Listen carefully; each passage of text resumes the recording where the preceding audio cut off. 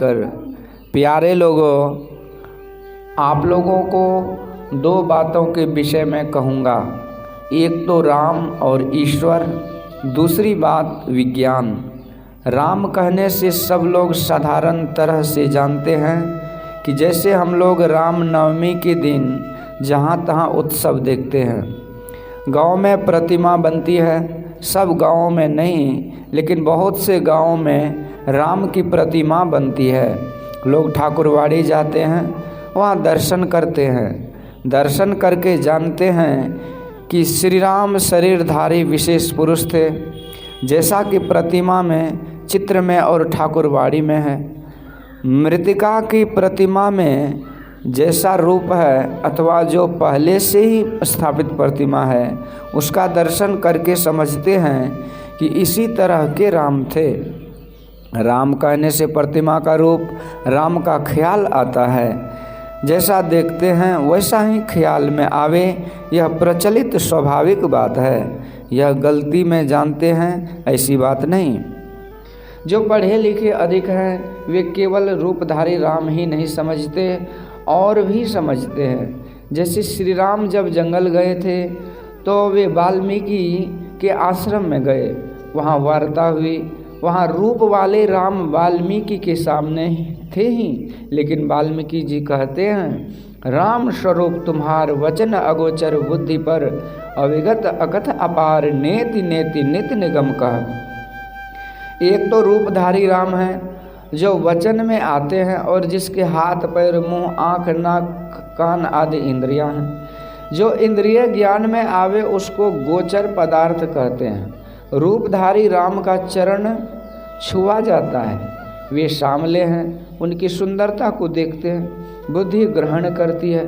ऐसा रूप वचन अगोचर बुद्धि पर नहीं कहा जाएगा। अविगत का अर्थ है जो कहीं से हीन नहीं, सर्वव्यापी है तो राम सामने ही, लेकिन कहते हैं कि सर्वव्यापी है, अलग है। धनुषधारी राम देखने में आते हैं और कहते हैं अलख। नख से सिक तक देखते हैं लेकिन कहते हैं अपार। एक तो रूप और दूसरा स्वरूप होता है। एक तो शरीर का रूप होता है और दूसरा आत्मा का स्वरूप कहलाता है। श्री राम जी के शरीर को देखकर भी वाल्मीकि जी स्वरूप के लिए कहते हैं। इंद्रिय ज्ञान में नहीं, बुद्धि से परे है, सर्वव्यापी है, देखने में आने योग्य नहीं, अपार है। वेद उसको नेति नेति कहते हैं। राम का शरीर रूप और राम का स्वरूप दोनों समझिए तो दोनों राम हैं। राम के दोनों रूपों का दर्शन और पहचान अच्छा है। देह रूप का दर्शन हो और आत्म स्वरूप का नहीं तो काम बाकी रहेगा। भगवान राम आज नहीं है, उनकी प्रतिमा है, लेकिन सभी प्रतिमाएं एक सी नहीं है। उसमें कौन कौन सी प्रतिमा ठीक है कहा नहीं जा सकता। ग्रंथ में जैसे रंग रूप का वर्णन किया गया है उसी के अनुकूल सभी चित्रकार बनाते हैं। जिस चित्रकार में जितनी प्रवीणता है वे उतने अच्छे बनाते हैं। इसलिए कम जानने वाले चित्रकार के बनाए रूप में अंतर पड़ जाता है, लेकिन जो स्वरूप है उसकी प्रतिमा नहीं बना सकती। शरीर रूप राम को सगुण रूप और जो अलख अपार है वह निर्गुण राम है। राम के सगुण और निर्गुण दोनों रूपों का ज्ञान होना चाहिए। सगुण का ज्ञान इंद्रियों से होता है और निर्गुण का ज्ञान चेतन आत्मा से होता है। बुद्धि से परे चेतन आत्मा है। चेतन आत्मा से जो जाना जाता है वह अविगत अलख अपार राम है। शरीर प्रकट होता और गुप्त भी होता है, स्वरूप के होने का कारण नहीं होता, किंतु शरीर के होने का कारण होता है। स्वरूप का होना किसी सबब वजह से नहीं होता। वह परम प्राचीन है, परम सनातन है। ऐसा जो पदार्थ है वही अविगत है, अलख अपार है। समय समय जो भगवान का अवतार होता है उसमें कारण होता है। राम के अवतार के कई कारण हैं, सब अवतारों के कई कारण हैं। सब अवतारों में एक ही रंग रूप नहीं, विविध रंग रूप। राम रूप में, श्याम रूप में बड़ा सुंदर और नरसिंह रूप बड़ा भयंकर। वामन अवतार में बहुत छोटा रूप, केवल 52 अंगुल का है। असल में परमात्मा का ज्ञान अकथ अपार के दर्शन से होता है। यह दर्शन शरीर में रहने से नहीं होता। शरीर से पृथक होकर शरीर में रहो, तब अपने में अपने से दर्शन होगा। ऐसा होने से तमाम दर्शन पाओगे। आँख से नहीं देखोगे, अपने से देखोगे। तुम स्वयं शरीर नहीं हो। गांव में कभी न कभी कोई अवश्य मरता है और उसकी श्रद्धा क्रिया होती है। सभी धर्मों में श्राद्ध क्रिया होती है। किसी न किसी रूप में इसमें विश्वास रखता है कि शरीर छूट गया है, चेतनात्मा कहीं चली गई है, उसकी शुभ गति हो, इसलिए श्राद्ध क्रिया होती है। शरीर से केवल चेतनात्मा नहीं निकलती, इस स्थूल शरीर से सूक्ष्म कारण महाकारण के सहित चेतनात्मा निकल जाती है।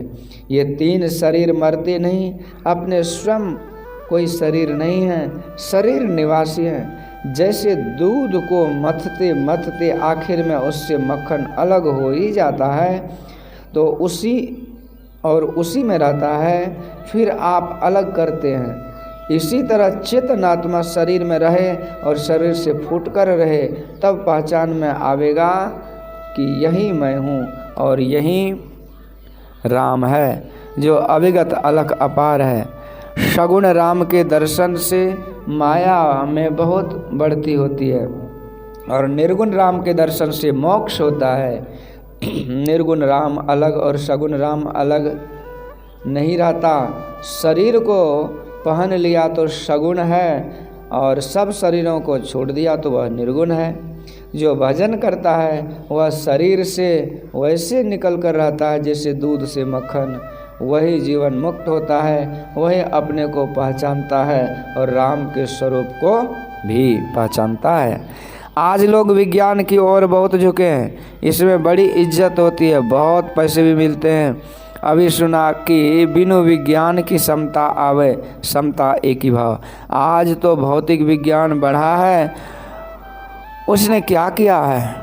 एक भाव को मिलाया नहीं, दूसरा टुकड़ा किया है। जितना भौतिक विज्ञान बढ़ा है उतना ही विनाशकारी बना है। यह है भौतिक विज्ञान, एक क्षण में क्या से क्या नाश कर दे। संसार के पदार्थों को विशेष रूप से जानना भौतिक विज्ञान है। भौतिक विज्ञान में समता नहीं आई है और न आ सकती है। भौतिक विज्ञान की बढ़ती हुई है लेकिन अंत नहीं हुआ है।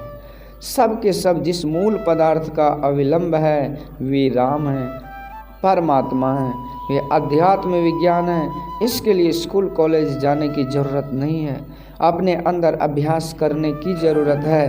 भौतिक विज्ञान में समता आएगी, इसका विश्वास नहीं किया जा सकता है। आज तक जितनी कोशिश हुई है उसमें थोड़ी थोड़ी सफलता मिलती जाती है। भौतिक विज्ञान में मारने और नाश करने की बात तो बहुत आई है लेकिन बचाने की नहीं। ईश्वर का दर्शन ही अध्यात्म विज्ञान का मूल है, इसमें समता होती है। विश्वामित्र बड़े बली राजा थे, अस्त्र शस्त्र के बहुत ज्ञाता थे। पीछे वे श्री राम के गुरु हुए और थोड़े ही समय में उसको सिखा दिया। विश्वामित्र ने वशिष्ठ जी को अस्त्र शस्त्र के प्रभाव से दबाना चाहा लेकिन दबा न सके।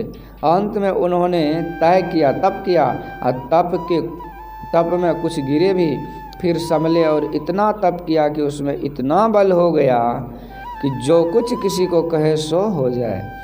उनके साप के डर से सभी लोग थर थर कांपते थे। वे लोगों से कहते थे कि लोग मुझे ब्राह्मण कहें। लोग कहते थे कि वशिष्ठ जी आपको ब्राह्मण कह दे तो हम लोग भी कहेंगे, लेकिन वशिष्ठ जी उनको ब्राह्मण नहीं कहते थे। विश्वामित्र ने वशिष्ठ जी के 100 पुत्रों को मरवा दिया, फिर भी वशिष्ठ जी के हृदय में रंच मात्र भी क्लेश नहीं हुआ।